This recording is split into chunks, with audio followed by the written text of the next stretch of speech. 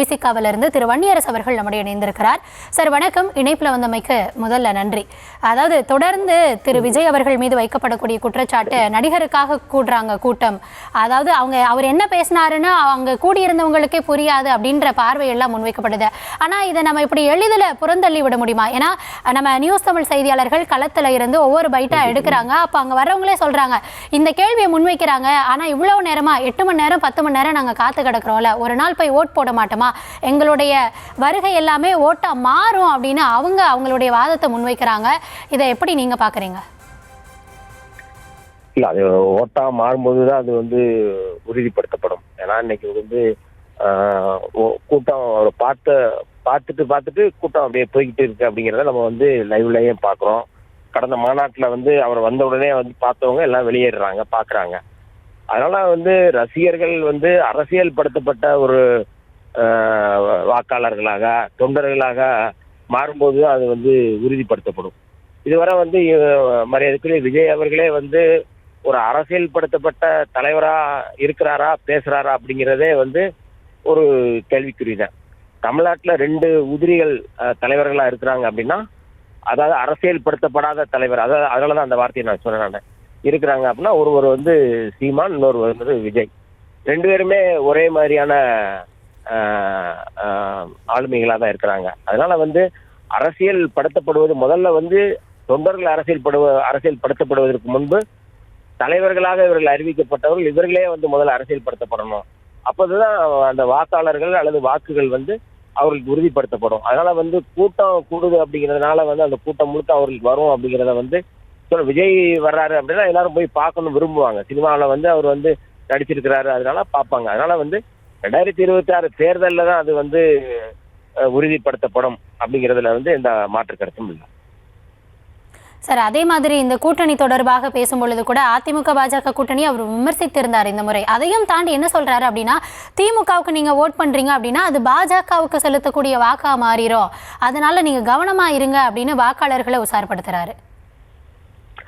அதாவது இதுவரை பாஜகவினுடைய ஒரு பிரிவாக அல்லது பாஜக சொல்லிதான் இவர் இந்த அரசியலுக்கு வந்திருக்கிறாருன்னு சொல்லி ஒரு அரசியல் வல்லுநர்கள் அல்ல அரசியல் செயல்படக்கூடியவர்கள் இல்ல, இந்த கூட்டத்திலே அவர் என்ன சொல்லியிருந்தாருன்னா, பாஜக கூட நாங்க ஒத்து போகவே மாட்டோம் அப்படின்ற உறுதியை தராரு.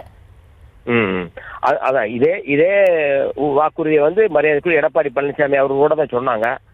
ஆனா இன்னைக்கு எடப்பாடி பழனிசாமி அவர்கள் அதிமுக பாஜகவோடு இணைச்சுதான் அவர் செயல்பட்டு இருக்காரு.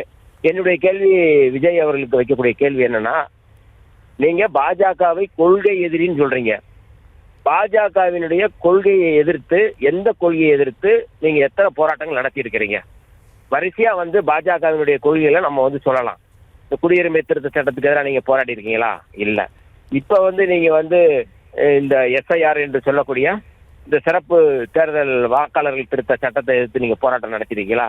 அல்லது நீங்க கூடுதலா வக்பு வாரிய திருத்த சட்டத்துக்கு எதிராக போராட்டம் நடத்திருக்கீங்களா? பாஜக முன்னெடுக்கிற எந்த இப்ப சமீபத்தில் கூட நீங்க மிக மோசமான செயல்பாட்டை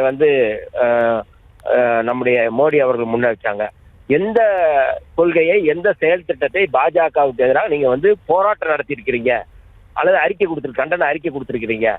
எதுவுமே இல்லாம பாஜக வெறும் கொள்கை எதிரின்னு சொல்லுவது என்பது பாஜகவினுடைய ஒரு ஒட்டுக்குழுவாதான் விஜய் அவர்கள் செயல்பட்டு கொண்டிருக்கிறார் என்று நாங்க தொடர்ந்து குற்றம் சுமத்திக்கிட்டு இருக்கிறோம். அதை திசை திருப்புவதற்காக இப்போது திமுகவுக்கு விழக்கூடிய ஓட்டு பாஜகவுக்கு விழும் ஓட்டு அப்படின்னு எந்த ஆதாரத்தின் அடிப்படையில் அவர் சொல்றாரு அப்படிங்கிறது என்னுடைய கேள்வி. நீங்க 2152 கோடி ரூபாய் கொடுக்கணும்னா நீங்க தேசிய கல்விக் கொள்கையை ஆதரிச்சாதான் நாங்க கொடுப்போம்னு சொல்லி இப்ப வர தர்மேந்திர பிரதான் தமிழ்நாடு அரசுக்கு எதிராக அவர் பேசுறாங்க, பாஜக பேசுறாங்க. உடனே நீங்க பாஜகவோடு இணைஞ்சிருந்தா அந்த பணம் வந்திருக்கும்ல, தேசிய கல்விக் கொள்கை ஆதரிச்சா வந்திருக்கும்ல.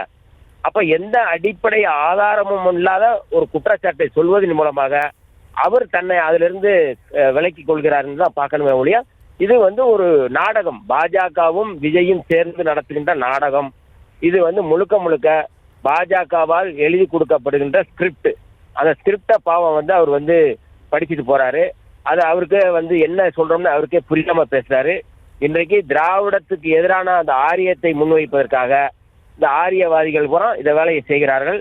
ஒரு பக்கம் வந்து பேரறிஞர் அண்ணாவை சனியன் என்று சொல்ற சீமானும் விஜயும் சேர்ந்து திமுகவை அடிக்கின்ற ஒரு நுட்பமான வேலையை செய்கிறார்கள். இதை தமிழ்நாட்டு மக்கள் புரிந்து கொள்வார்கள். தமிழ்நாட்டு மக்கள் பாஜகவையும் பாஜகவினுடைய ஒட்டுக்குழுக்களாக இருக்கக்கூடிய சீமானும் விஜயையும் புறக்கணிப்பார்கள் என்பதில் எந்த மாற்று கருத்தும் இல்லை. நன்றி சார். இந்த தருணத்தில் இணைப்பில் வந்து உங்கள் தரப்பு பார்வையை பகிர்ந்தமைக்கு மிக்க நன்றி.